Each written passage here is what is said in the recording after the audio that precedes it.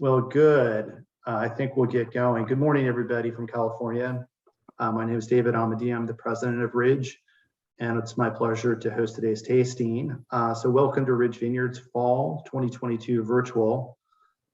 We've been hosting these tastings for over a decade, and they've really become a staple of our spring and fall releases. And it's an important component of our real, strong desire to stay in touch with all of our wholesalers and customers, and it's a great communication vehicle.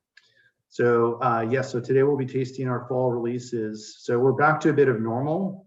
I think today you're more likely to be tasting in groups at sales meetings, at watch parties versus solo in isolation at your home office. So we of course are welcoming this change, and hopefully you're all enjoying being together again. So hopefully the wines are poured out in front of you. The wines in tasting order this morning, for us this morning anyway, will be the 21 Grenache Blanc. Then we'll go to the 20 Pagani Ranch Zin, the 20 Lytton Springs, the 2019 Lytton Estate Petite Sirah, and then we'll finish it off with the 2019 Monte Bello. So just a little Zoom housekeeping here. Please use the Q&A for questions for our panelists, and please do send through those questions. We really enjoy those, and it's great to get some interactivity. It's good to know that people are out there, so please send through your questions, and our panel will be more than excited to address those. Feel free to use the chat function also amongst yourself and attendees.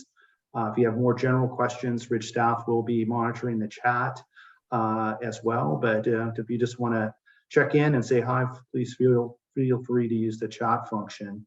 I know we have a couple of watch parties going on right now. Tom Diazzo, our Eastern Regionals in Washington, D.C. with our Winebow group.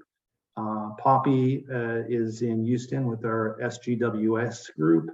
And Christina Donnelly is actually at Monte Bello today with a distinguished group of Psalms tasting right there at the winery. So welcome to those groups, and welcome to all of you. Please use social. We encourage you to plug on your favorite social platform, whatever that may be, at hashtag Ridge Virtual, hashtag Ridge Virtual. So I think just a couple of notes here. We're celebrating our 60th anniversary at Ridge today, or this year actually. This is our 61st harvest that we're in the middle of, and it's our 60th anniversary, 1962 to 2022. We have a series of events that are really culminating in October and November. We have a press tasting in New York in advance of the wine experience, and we already have a great array of journalists that are going to be coming to that tasting, including Antonio Gondoloni, amongst others. Then we'll do a similar tasting in London the following week, where Jancis Robinson and other key British journalists will be in attendance.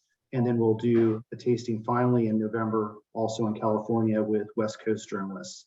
And that's all coming together nicely. So some great events coming up, and then maybe punctuated in December, where we're working with Christie's, the auction house, to do a Jubilee 60th anniversary auction, 60 lots from Ridge, directly from our library. And that will be in the first week of December in London, but also that will also be virtual. So that's a pretty exciting. We're doing a number of events roll up to that. So let me introduce our panelists. We have our two top production folks with us. David Gates, who's been with Ridge for 33 years and is the head of all of our vineyards, both estate and outside. And David, thanks for joining us today. We'll look forward to your comments. And John Olney, who's our COO and head winemaker, and has been with Ridge for 26 years. And is joining us this morning as well. So we're in good hands here with way over 50 years of experience amongst the two of them just at Ridge. So let's see, I think we maybe could jump into a couple of topics before we talk about the wines. David, maybe talk a little bit about the 22 harvest that's happening right now. That's obviously top of mind for everyone. We've got possibility of rain showing up this Saturday, which is kind of a two-edged sword. We're excited to get some precipitation, but what's that going to do to the harvest, and how is that going to impact you? Well, first I'd say this growing season has kind of been almost everything Mother Nature can throw at us has happened. Very, very wet December, followed by absolutely dry January, February, March, and then frost and rain in May, April and May, and then an actually cool summer followed by a brutal heat spell that we managed to get through. Despite all of that, or maybe because all of that, the wines I think are going to be very nice this year. What we're seeing is good acidity, a little bit high malates in some varieties, especially Zin, but really good acidity, and we've been able to pick very timely, I would say. It's nice having two seasoned winemakers now. One, Shauna Rosenblum at Lytton Springs and Trester Getting at Monte Bello. That's made John's life a lot easier, and actually my life a lot easier too. That's helped a lot. So this rain coming in, yeah, it's a double-edged sword. We love the rain. We're in the middle of picking Pagani, and so we've sped up our picking schedule a little bit. There's a sense of urgency because we want to get all the Zinfandel in before this rain, and we're going to do that and then some. We'll probably maybe finish all of Pagani on Saturday, and we started it on Monday. So that's a pretty big feat for us. That's 140 tons that we're going to get in from that ranch alone, and that just leaves a little bit of Zinfandel and Mataro. In Zinfandel from Knights Valley actually, and then some Mataro from our estate vineyards left to weather the storms that are going. It's a northern storm, so Sonoma County is going to get hit pretty good. Up to, they're saying it's 1 to 2 inches. That's mostly on the coast. We'll see what it actually does inland. Monte Bello, we're always at the tail end of those northern storms unless it's a huge storm, and so we don't know what we're going to get, but there is a good chance of rain Sunday and into Monday. So we welcome that. Cabernet, that heat spell pushed our Cabernet sugar levels up, but we want the tannins to kind of catch up with that. So a little bit of rain would be great, mostly for the humidity that it would bring. And Cabernet, I always joke that Cabernet can take 3 rains and then it starts to fall apart. Mataro, Sirah, they can take a couple. Zinfandel can't even take 1. So we're trying to get all this in before that. But yields aren't quite what I had hoped for. But then, I'm an eternal optimist, but they're good. They're solid. They're much better than 20 and 21. So all in all, it's looking good. And there's actually light at the end of the tunnel of the 2022 harvest. So that's always nice. Good, great update. Thanks, David. Yeah, working with Zinfandel Rhone varieties and with Cabernet or Bordeaux varieties, it's huge differences in terms of these late or early storms, really, and how it impacts those different varieties. John, David mentioned Shauna and Trester, and maybe a good opportunity to talk about the addition of those two folks and what that's meant to Ridge and to yourself. Yeah, absolutely. Good morning, everyone. Yeah, well, so it's been it's going on 2 years since I took over as head winemaker, and since that time, I knew pretty immediately that we needed to sort of build a team, and once Trester and Shauna joined us, it's really been just a great experience, and I think we've got a lot of depth in terms of our winemaking team. And Shauna just recently joined us actually in July, whereas Trester joined back in January. But with the experience that they both have in general in winemaking, Trester coming from Bialy, and Shauna, of course, with coming from the Rosenblum family, and then having her own brand with the Rockwall wines, that's a lot of experience in general, and it's a lot of experience, especially with Zinfandel, which of course is so important to us here at Ridge. Excellent. Yeah, thanks, John. So why don't we jump to our first wine, which is the Grenache Blanc. yeah, from the Adelaida vineyard. And Dave, why don't I ask you to kick that off? This is the only wine from the 21 vintage that we're tasting today. So maybe a little bit about that particular vintage, which certainly had its peculiarities and sort of the impact it had on this wine. Sure. So Adelaida Grenache Blanc is a blend. It's mostly Grenache Blanc. There's a little bit of Picpoul and a little bit of Roussanne in this wine as well. Comes from the Adelaida vineyard in the Adelaida district in the west side of Paso Robles. There's all those hills to the west of Paso, all the way to the coast and down toward Morro Bay, are basically kind of fresh limestone deposits. So lots of whale bones and whatnot in those deposits. You can see, oh, that's a great shot, Murphy. The soil there, it's actually, if you go down you don't have to go down very deep, and you get this really soft, beautiful limestone. The further down you get, the harder it gets. And that it's great. That's really good for the grapes. It keeps the acidity high, and it holds water really well. So despite the fact that 2021 was, a very bad drought, and that's nothing new for California, right? We've been in a kind of a mega drought, trending of the last, I'd say only 3 of the last 10 years have been decent rainfall. But what made 2021 so difficult was that we didn't really have any spring rains that year. And so that really stressed the vines. So they do have the capability to give a little bit of water at Adelaida, so they were very judicious in the use of that. But what it really meant was a lot smaller canopies and a lot lower yields. And that's kind of the common theme for 2021 throughout California. It was a very much a widespread drought. What I see from this wine, though, is I think, and we've also been making a conscious effort to harvest a little bit earlier on this wine to keep the freshness, and that's what I see in it. It's got that Grenache Blanc kind of apricot on the nose, maybe a little bit of citrus, and just beautiful acidity on it. And that we do a little bit of several different types of fermentations on this. Some of it's in barrel, all neutral barrels.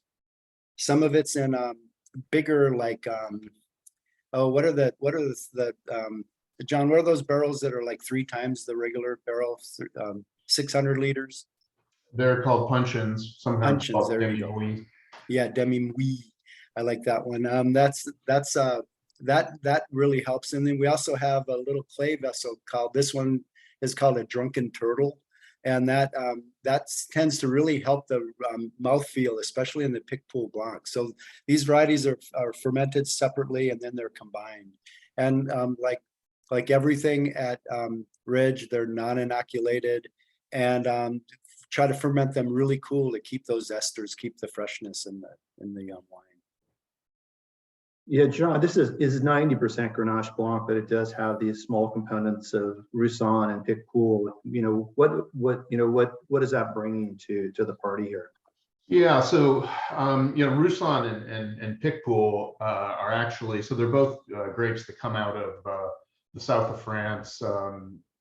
Roussanne's also planted in the northern Rhone as well, but they're actually quite different. Roussanne is a grape that's relatively lower in acidity, has a real broad impact on the palate, and it kind of adds to the fruit profile of the wine. Like David was saying, Grenache Blanc is more in that sort of that apricot, whereas you move into sort of pear, lower acid sort of fruit with Roussanne. So it really helps to fill out the middle. Yeah. And then Picpoul, you really go to the other extreme, and it's really it's all about acidity. It just has this terrific zingy acidity that helps to kind of really add that freshness. I sort of liken it in a lot of ways to, Picpoul is to a white Rhone blend what Carignan is to our Zinfandel field blends. It really helps to both maintain a slightly lower alcohol and also to give it that bright acidity. It's interesting that, this has been a real welcome addition to our portfolio, the Grenache Blanc, having a white wine in the fall to sell. We've never really had that before. And to me, there's some interesting similarities with the Estate Chardonnay, which is the spring release. I mean, this spends time on lees, and you have this sort of nice mesh of that richness of the Roussanne, the richness of the lees, but somebody posted something, stinging acidity, and how those two balance out. And I see some similarities with the Estate Chardonnay that way. Yeah, no, I think that's true. We do give it some Surly's aging for the Grenache. So some of it is barrel fermented, and we leave it on the lees just about as long as not quite as long as the Estate Chardonnay. But the neat thing about Grenache Blanc, especially, it really does seem to have found its home. I think down in Paso, a lot of it could be the limestone soils, but it sort of maintains that sort of tightness. Whereas Chardonnay, just because of its character in general, has that sort of a bigger impact on the on the palate. Sort of. You drink your Grenache Blanc in the summer and Chardonnay a little later in the year, or I do. And David, we've been working with Adelaida for this national release wine, but we've also beginning to work with a new vineyard as well, and then we work with a third vineyard for a DTC only Grenache Blanc as well. Are you seeing any major differences between the three different vineyards we work with in Paso? That's a great question, David. So let's see that Adelaida sits a little bit like Monte Bello. It sits up above the inversion layer. Now the inversion layer on the west side of Paso isn't as strong as it is at Monte Bello here, because there's the body of water is quite a ways away. The ocean is quite a ways away, whereas Monte Bello, or the bay, sits right within spitting distance of us. But there is an inversion layer. So Adelaida is a little bit warmer at night, a little bit cooler during the day. Those grapes get ripe a little bit quicker, or more quickly than Halter Ranch, which is further out Adelaida Road near Tablas Creek, but it's in a little hollow, and very, very different soils. So they're kind of two different types of limestone soils that you see in the Adelaida district. The hilltop is like I mentioned earlier, right on top of the bed of limestone. If you're in the valleys and the swales, there's more of an accumulation of sediment from those hills that washes down. And there's a lot more organic matter in those soils there, and a little bit more clay. So they're blacker soils. There's still limestone there, and there's still very high calcium to magnesium ratio and all that cool technical stuff, but they are heavier soils. So you see that a little bit in the north coast, although without the limestone. And that's where you say, for instance, in Knights Valley, that's where you plant Sauvignon Blanc instead of Cabernet in Knights Valley. Same thing at Halter Ranch. Fossil Creek is the new little vineyard we're working with, brand new vines, and that is a little bit more similar to Adelaida soil in that the limestone is not very far below the surface, but it's in the Willows district, so it's a little bit closer to the town of Paso Robles and a little bit closer to the Templeton Gap, which so the diurnal curve there, diurnal fluctuation in temperature is a little more severe there. So those grapes get ripe a little bit later than Adelaida. So it's fun. We're just dipping our toes into Grenache Blanc in that area, and it's great. And I echo what John was saying is about Grenache Blanc. I think it's made for California, and it does really well in the North Coast too. So it's a really nice grape. Yeah, no, I think everyone's enjoying this wine, just based upon how quickly this wine sells through. So I know that people are having a good time with it and enjoying it. And I know a lot of people want us to do a pick pool. And I think we'd love to do that too. We just can't find enough of it, that we'd love to get some more of pick pool. So anyway, let's move to our first red wine, which is the Pagani Ranch Zinfandel from the 2020 vintage. This is a wine we've been making since 1991. We got a long history at this ranch. It's not estate. It's grown by a family that's been working the vineyard for a long time.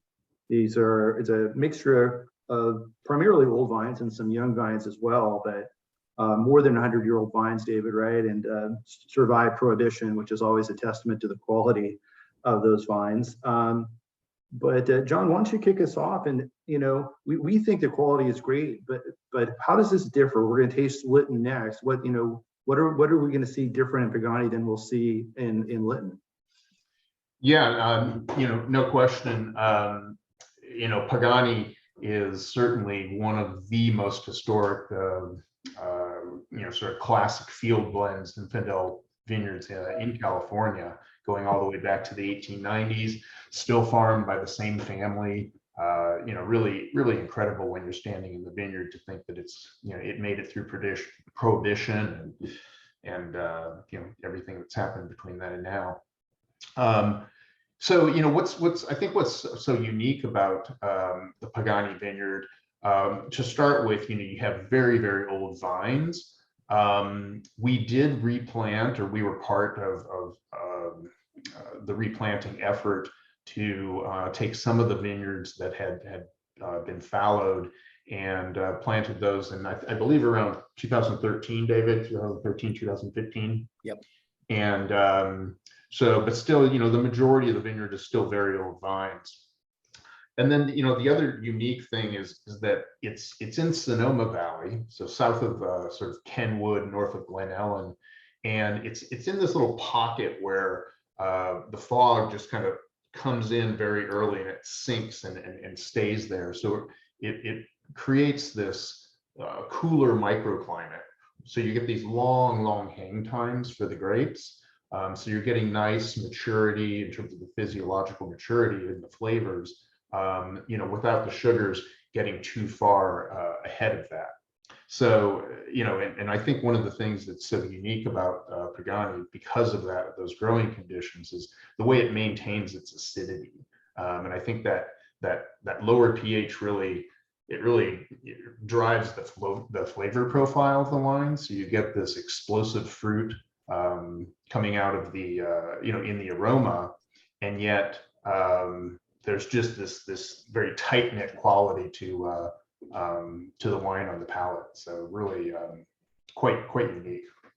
Absolutely. Yeah, it's interesting that when I first started at Ridge and was starting to taste this wine, my assumption it came from a warm climate because it was just such a big wine. But in reality, this is one of the coolest vineyards we work with, and usually the last Zinfandel to come in. So it has this really extended growing season, right, David? And you get some of those tropical flavors in here as a result of that long, cool growing season, which makes it really unique and stand out. What for you stands out about this wine?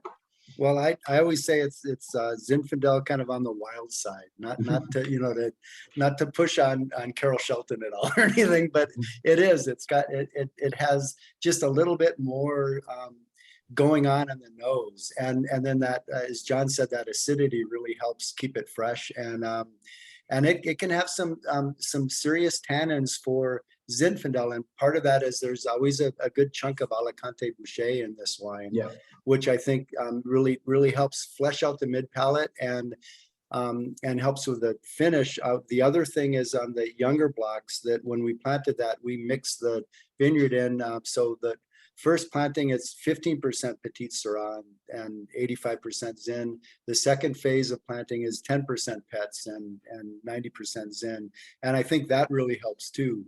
The Petite Sirah, it's not necessarily that it gets more ripe, but it just blends so well and co-ferments so well with Zinfandel that it really helps fill that hole that you can sometimes find in the mid palate of Zinfandel.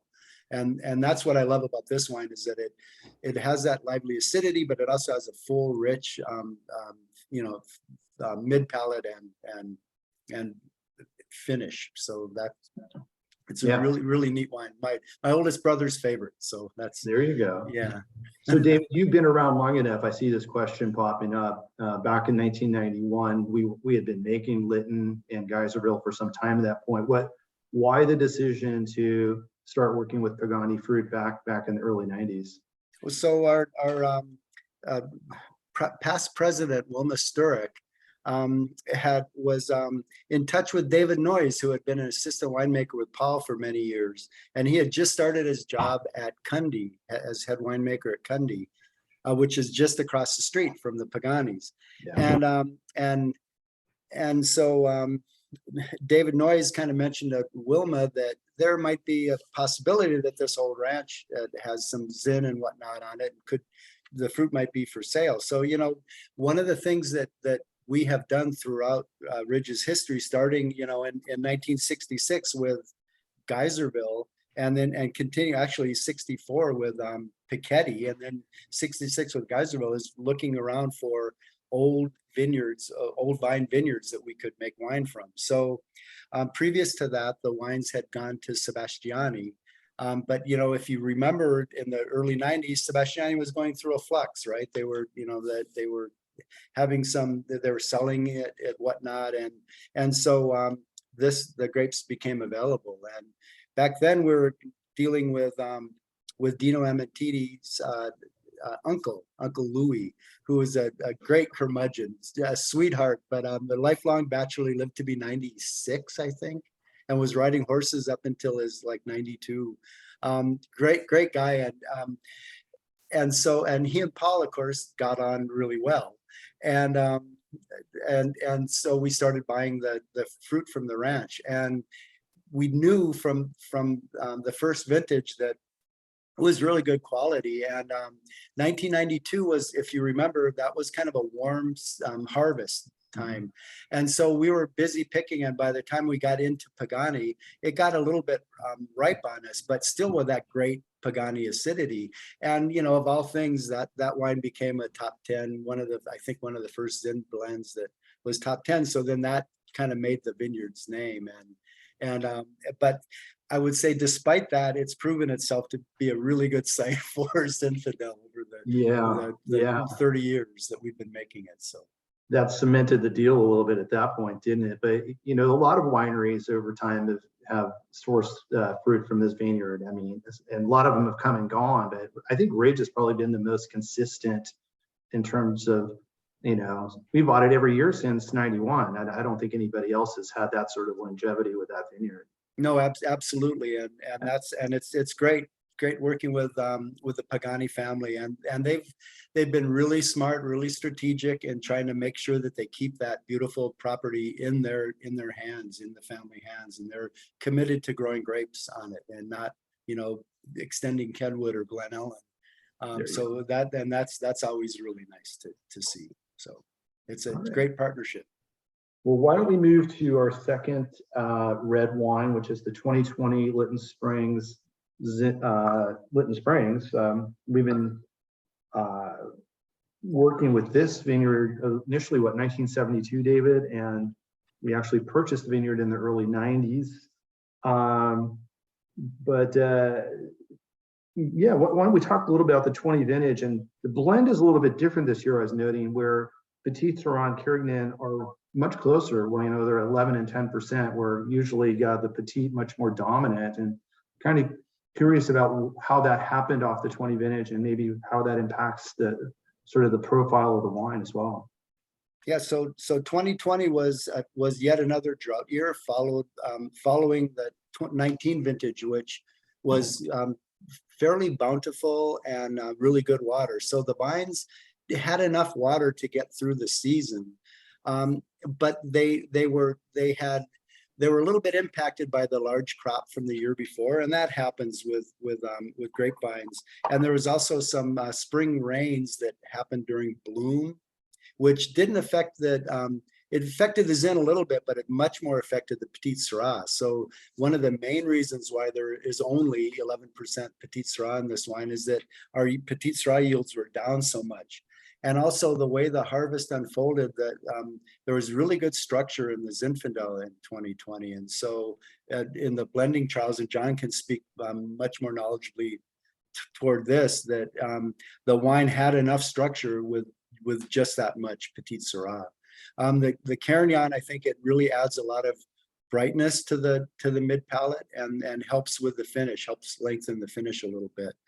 And that's due to actually Carignan wasn't affected as much by those spring rains, and so the yields were up a bit on the Carignan. So that's the beauty of making a field blend and a wine that is, has a proprietary name, right? You make the best wine you can every year, and then we do our best to figure out the percentages once the wine's blended together.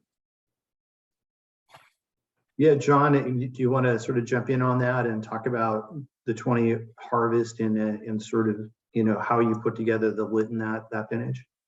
Yeah, so one of the especially coming off of 2019, which was a fairly bountiful vintage. 2020, we knew early on that we had the yields were going to be lower, and so immediately you sort of have these smaller berries, smaller clusters. And immediately when they started fermenting, we could see they had tremendous color, lots of concentration. And in fact, like David mentioned, even with Zinfandel, which tends to not really have that much tannin, most of the tannin tends to come from the Petite Sirah. But in 2020, we were really having to watch our extractions, even on the Zinfandel. And then of course, as always, fermenting all of the various vineyard blocks, which there's between 35 and 40 depending on how we divide them up in any given year, fermenting those out individually, and then we go through usually right in the new year, taste them all blind, and put the wine together in terms of what we're sort of seeing as the most typical and sort of our A lots in that given year. And it is true that there definitely the Petite Sirah was there wasn't as much to work with, so, and it shows up in the blend. And a lot of times also with the Petite Sirah, we do have, even though the majority of all of the blocks at Lytton Springs are field blends, we do have some pure Petite Sirah blocks, which we usually rely on if we want to add a little bit more structure. But that wasn't, that wasn't really, that wasn't there in 2020. But we Yeah, had to so get after this in.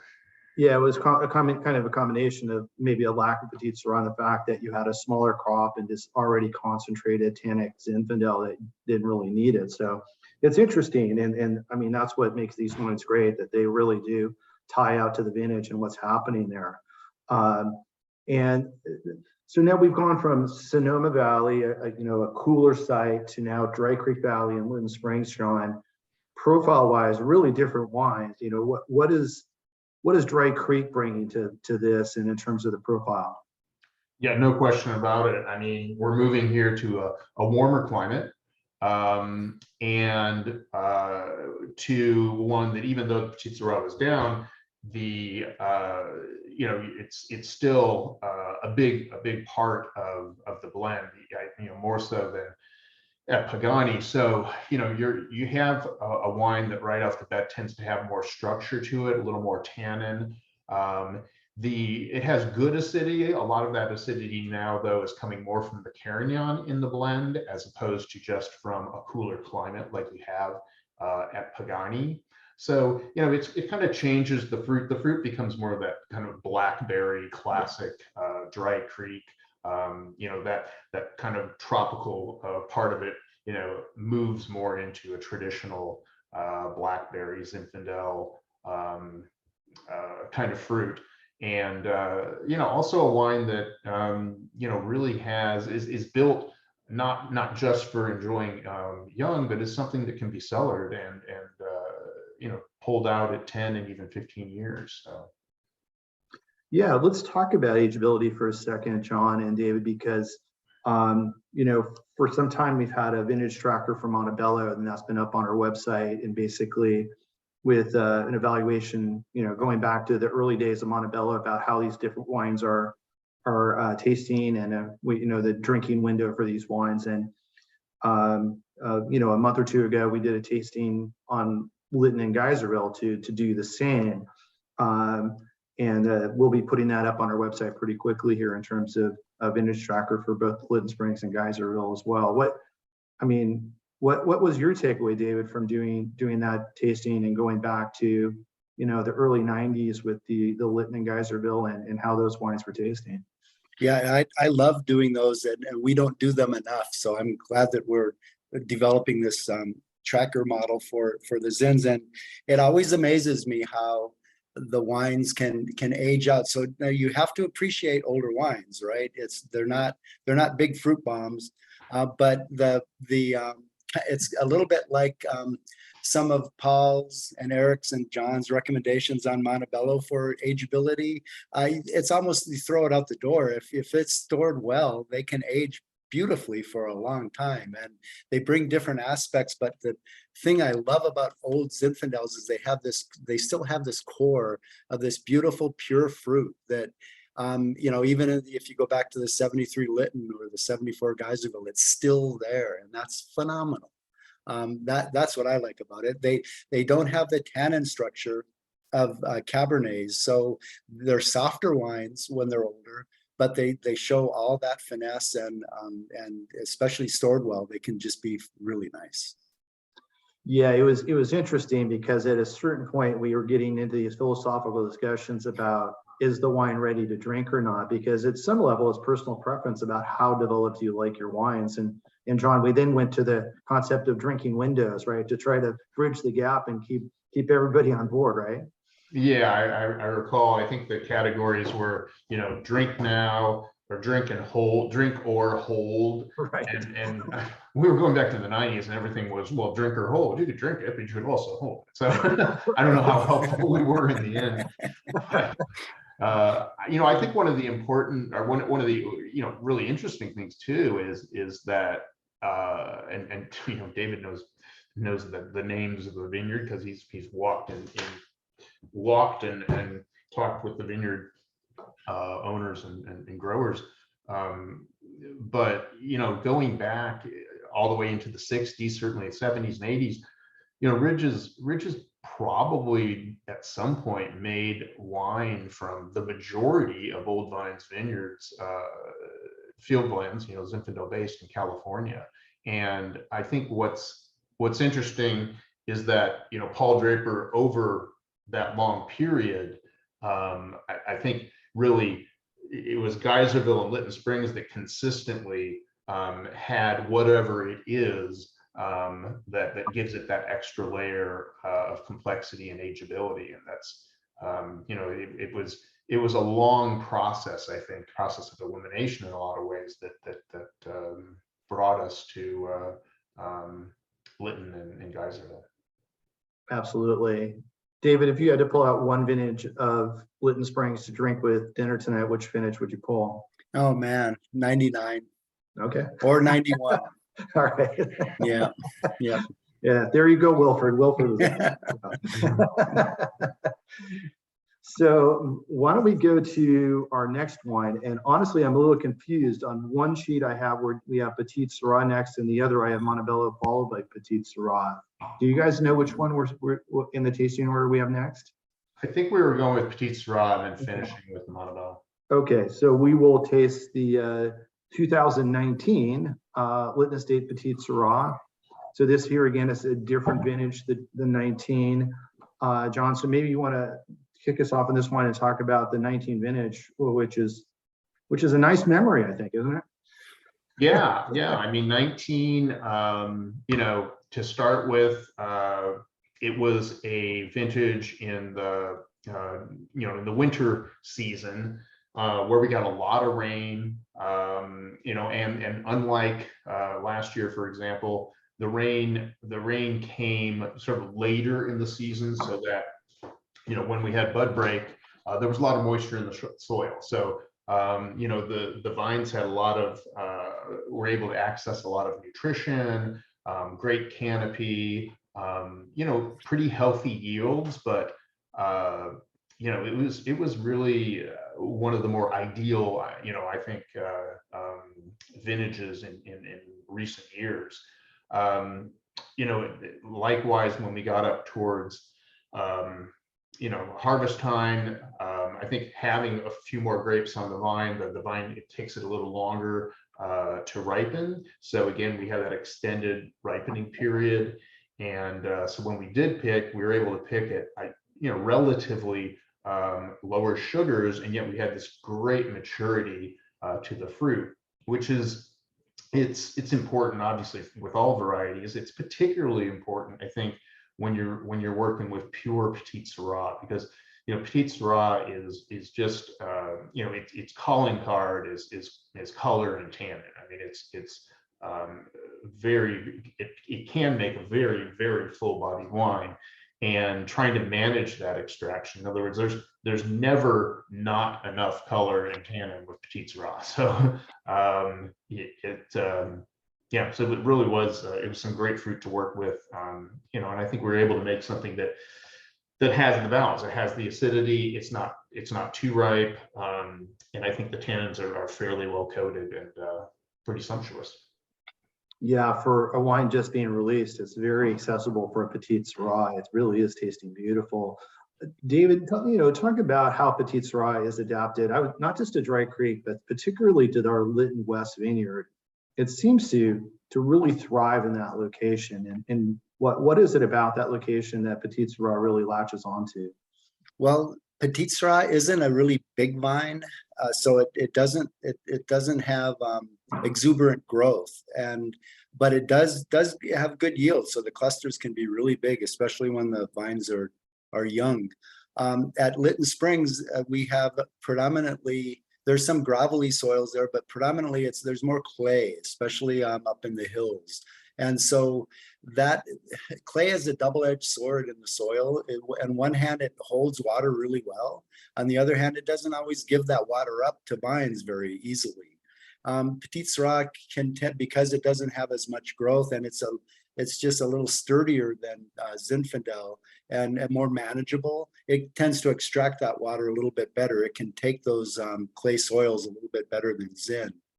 It also thrives in the heat, as once it's Petite Sirah and Carignan, they don't mind the hot days and nights in August, as long as they've gone through veraison. If it's before veraison, when the berries are still green, they'll sunburn like crazy. So we don't pull leaves in our Petite Sirah. But after veraison, and it just kind of sails along.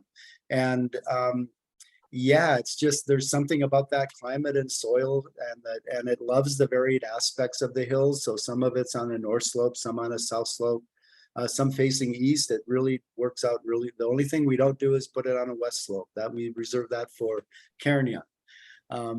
But otherwise, it likes it there. And I think that key to the success of this Petite Sirah is knowing how to handle it in the winery.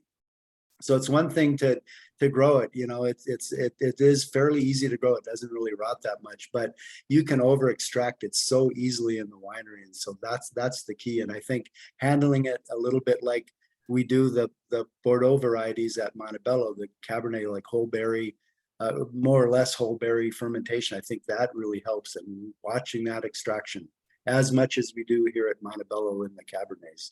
That's key. And that's something that I think John and his team do really well.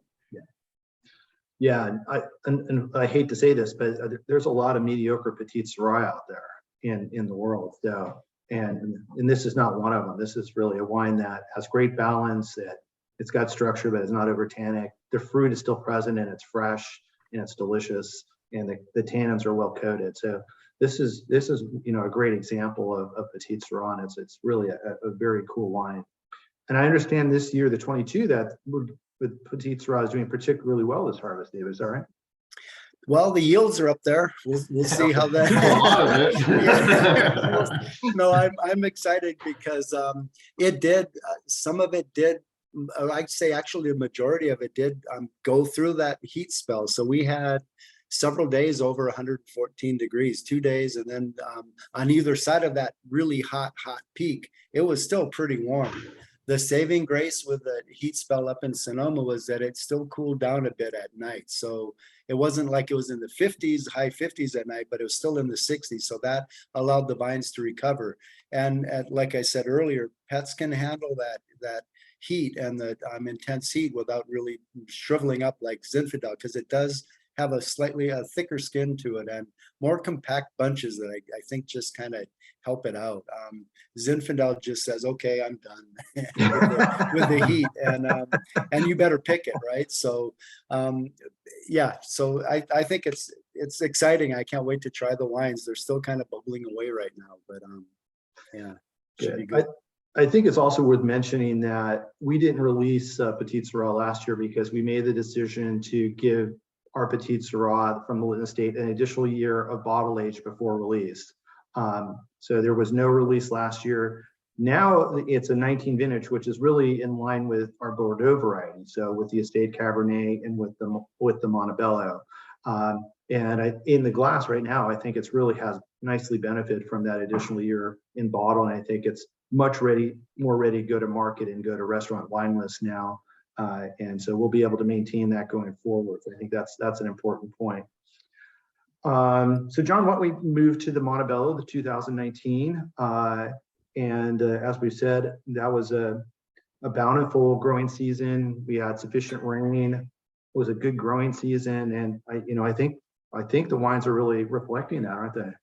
Yeah, absolutely. I mean, there's a lot of vintages where what happens in Sonoma has nothing to do with what happens up at Monte Bello. I mean, Monte Bello can be its own microclimate, but that wasn't the case in 2019. I mean, likewise, we had a lot of rain, so a lot of happy vines in the spring. Pretty good crop, especially with the Cabernet. And so again, we didn't start picking until the very end of September. So long growing season, and we're able to pick relatively without too much panic picking over a good 4 weeks without any threat of rain. So it was kind of a Goldilocks situation. I mean, we had the best of everything. And and we were able to put together a wine that I mean, what I really love about the 2019 is it's a wine that really has a lot of appeal, and almost it's kind of a rounder form of Monte Bello, and yet there's everything there for it to be, I think, a 30 plus year wine. So it really offers a lot in terms of accessibility, relatively young, and yet built to last.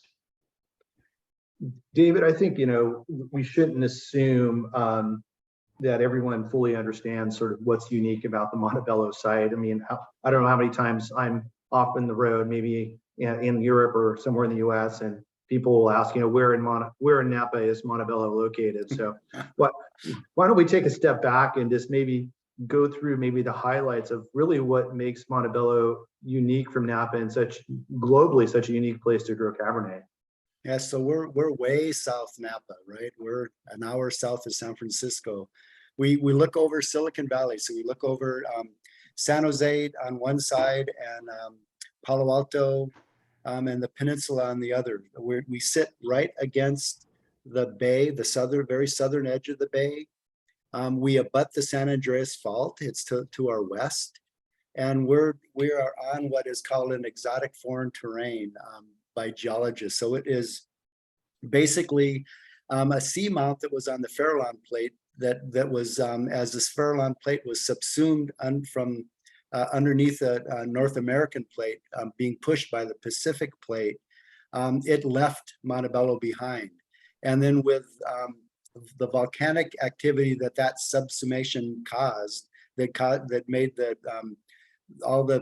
basically the coast ranges form, and then also all the seismic activity with the San Andreas Fault being right there, it kind of lifted up Monte Bello, and then all the other dirt from the North American Plate kind of eroded away, and we're left with this ancient limestone, along with a mudstone that we call greenstone, which actually turns red when it gets exposed to oxygen because of the high iron content. And there, it's all jumbled together. There's a little bit of volcanics and a little bit of sandstone in the mix as well, just because we're so close to that to the fall. So it's very jumbled, very steep terrain, lots of different aspects. Anything that's, the joke is anything below 10% slope is considered level at Monte Bello. So it's all kind of hilltop, so lots of little vineyards clustered around. And so that's pretty unique. You see in this photo the fog that fills in the bay. So that comes from either San Francisco and under the Golden Gate Bridge, or over the little pass that goes into Half Moon Bay. It fills in the valley, and that cold air rushes in and it lifts the warm air up. So that inversion layer, the separation between the fog and the cold air and the warm air above it, is right about 1,700 feet, somewhere right about where we grow our Chardonnay, most of our Chardonnay. So most of our Cabernet sits above that. And so it helps with the extended, it helps extend the growing season. It helps keep the nights a little bit warmer, which helps with the metabolism of the grapes without really raising the sugar levels as high. So you get this tannin ripeness at the same time as you get, sugars that are typically moderate. Now, some years are more so than others in that aspect, but what that gives us is a wine that is balanced with alcohol, balanced with acidity. I think it always has beautiful natural acidity, much more so than any of the valley vineyards that you can find, and so that's kind of what makes it. And and this was something that the Ridge partners kind of stumbled on. They didn't know what they had until they made that first bit of grapes in that Palo Alto garage in 1968. And they still didn't know it. It took somebody that actually knew wine to say, this is really special. And that was one of the wines out in the 64 that really convinced Paul to say, yeah, this could be a serious wine. And I think that what you're seeing in the 2019 is a real proof of that vision way back in the day, 60 years ago. And John, as a winemaker, what is it like to work with this Monte Bello fruit that comes in with this stinging acidity and lower sugar levels, and you're like being handed gold, aren't you, as a winemaker? Yeah, I mean, especially in vintages like 2019, I always say that the the hardest thing in winemaking to do is to do nothing. And sometimes, when you really do have grapes that are coming in with the perfect acidity, perfect ripeness, great color, there's a temptation to think that, oh, well, we need to intervene here. But a lot of times you kind of have to get out of the way, and it's more about like David mentioned, this is Cabernet, these are Bordeaux varieties, so we're managing extraction, maybe we're separating press slots, but during fermentation, your ingredients really are they're outstanding, and I mean, it's a real privilege to work with it, it's the sign of, I think, a great vineyard when the grapes come in with that balance so consistently year on year. Yeah, I mean, it in some ways, the challenge as a winemaker is just to be able to stand back and let it happen, right? And not to intervene, right? Because the vineyard is doing so much for you already, but you have this sense that you want to intervene probably at some point, and just to resist that temptation, right? Exactly. Yeah. And David, what about just the update on our development there at Monte Bello? I mean, we're several years into that. We're starting to see some of that open space come to fruition, pardon the pun, but where are we with that in terms of more Monte Bello fruit? Well, it's going softly, David. It's we had planted the upper gate block 5 years ago, and this year we got 6.5 tons off those 9.5 acres. So next year we'll get the vines grew beautifully this year, and so I expect that to more than double next year. So eventually, in another couple of years, that will be in full production. Our phase 2 is going to be budded this next year. It's second year in existence, and that will, or third year, I should say. And so that will follow kind of the trajectory of the upper gate block. So that's 7.5 acres. So that's significant acreage that we have in the ground. For us anyway, and it's all at elevation. So all above 2,300 feet. And I'm really excited about this phase 2. We're still looking at selections and varieties, but it's going to be mostly Cabernet. We're going to probably do a little more Cabernet Franc. And there's one section with deep, rich soil that's going to be Petit Verdot. That's kind of the plan so far. So that will all be budded in the spring. And then we'll start on phase 3, which is another about 5 acres. And yeah, so we're right now it's spending a lot of money and not getting much back, but it's all, it all goes into a pile and is depreciated out over whatever 30 years. What Charles knows that, or that's for You don't have to worry about that part of it. no, Dan. I just spend the money. That's the good part. No, nobody's going to complain about more high quality Monte Bello fruit. So I think Yeah. we're on a good track.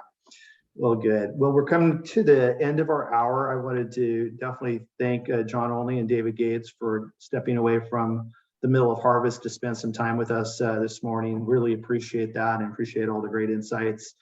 I want to thank you all for joining us today. Hopefully you've gained a couple of tidbits of information you can take to the street with you. And best of luck in Q4. Have a great Q4 selling season and have a great holiday season.